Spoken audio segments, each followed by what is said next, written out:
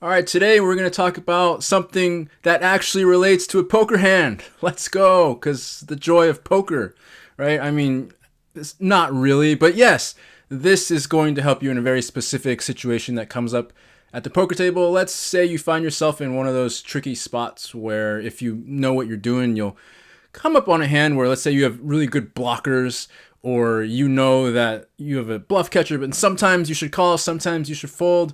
And what most people end up doing in these spots is saying, okay, I need to fold like 25% of the time, I need to call 75% of the time. But how would you ever truly do this randomly? And so the really cool kids, what they'll do is they'll start, like, if they're playing live, they'll like shuffle their cards and they'll be like, if I get this one twice, then I'm gonna fold, and if not, then I'm gonna call, and that makes me completely random, and it's fun to watch on the streams. And that's one way to do it. Or you could like look at the clock and see what time it is, or you can look at your watch and be like, okay, if the second hand is at 30, then I call. If it's at 45, then I fold. And okay, yeah, that does make you play in a more randomized manner in these spots. But let me point you out to one simple truth, which is that for just about everybody, always, they're operating in very non-random fashion in these spots. You're not able to do it randomly. You're doing it. I always use my blockers. I always bluff, or I always fold this spot depending on how I feel. When you feel one way, you tend to always go in that direction. When you're kind of pissed off, agitated, you tend to always call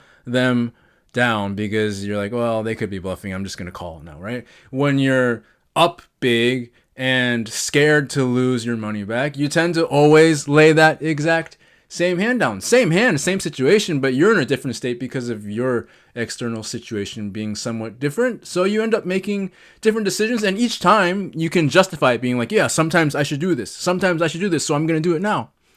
But it's all just stuff in your head that you're making up because you're not present with the feelings that you've got going on. So this is how everybody is actually doing it for the most part, which means that even if you do understand the solver outputs perfectly and you know the exact ratio of how often you should call versus how often you should fold, that means that you shouldn't do it randomly by randomizing through shuffling or looking at what time it is, because they are doing something that's very exploitable. So you're going to make far more money by investing your time, your attention on having a pulse on where they're at.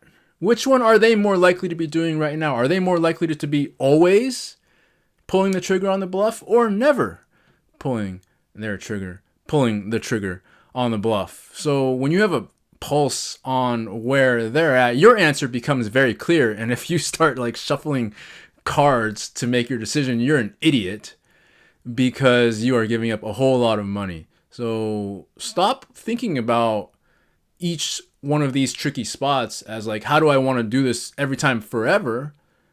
Because you're playing against a person who's having feelings, who is acting through those feelings. You can make far more money staying curious and open to having an understanding of where they might be and then building your strategy on top of that. But that does require you first to be able to be present with all of your own feelings. Because if you're not, then you're just going to be doing the exact same stuff that they're doing. So I have the 10 of clubs. That means I'm just going to have to always go for it here. Or, I'm unblocking, blah, blah, blah, blah, blah. And you can just kind of do all this stuff forever. But if you're not really clear with your own feelings at the time, then you have no chance of staying one step ahead of your opponents. So if most people are playing from the always or never spectrum, the only thing that's going to stop you from changing the way that you approach it and directing all of your attention on where they might be so that you can exploit them for maximum profit are these ideas that came out of understanding game theory and GTO play. Stuff like, okay, like with this hand, I'm not allowed to call. With this card, I should always be doing this, and I'm not allowed to do this, and I can only do this with that hand. Well, what if that's not true, right? Because those assumptions, those ideas, those beliefs, they stem from the assumption that your opponent is adhering to these same rules. But if they're not, and they're going to the extreme in one direction or another, then your job, if you want to make as much money as possible, is to eliminate all of those assumptions So, I'm not allowed to do this with this hand? Yes, you are. You can do whatever you want.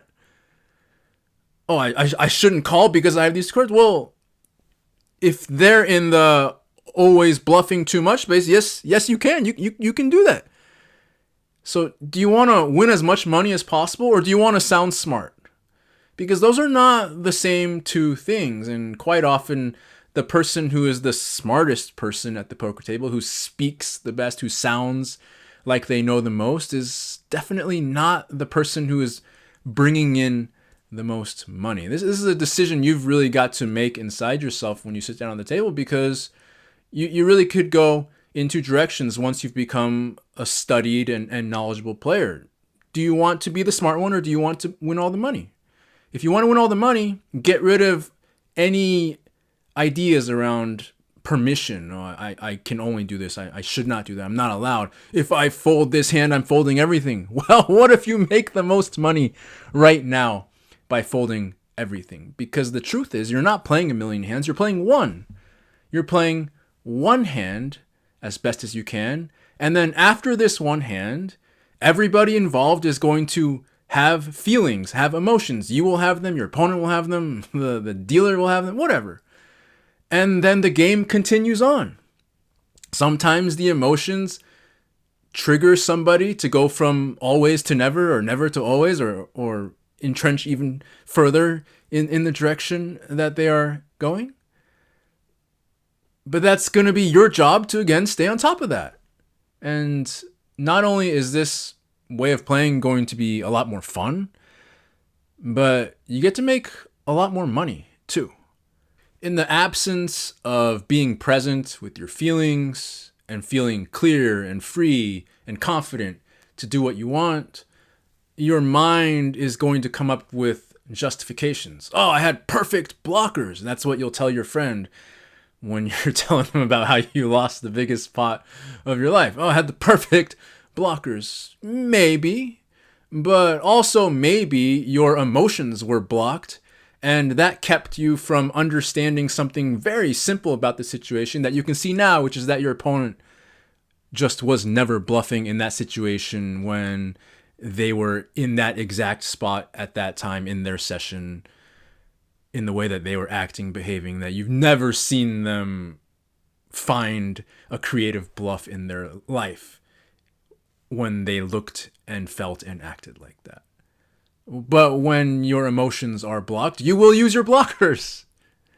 And you will be telling the sad stories later about how unlucky you are to have hit the top of somebody's range, how unfortunate it is that they happened to have a hand that would call, or how could they possibly call me? Well, maybe you didn't see that they were in the I have a hand I'm always going to call with zone. Now, this way of playing, it's never going to be perfect. You're never going to get like total clairvoyance over somebody's emotional state. But I promise that if you start dedicating yourself to understanding how this stuff works, and you prioritize having a good sense of your own emotional state and being present as your top priority at the table, you will start to experience the game, your opponents differently. You will start to see openings and possibilities. And some stuff that you can't see right now will be really, really, really freaking obvious to you once you have some of this stuff down.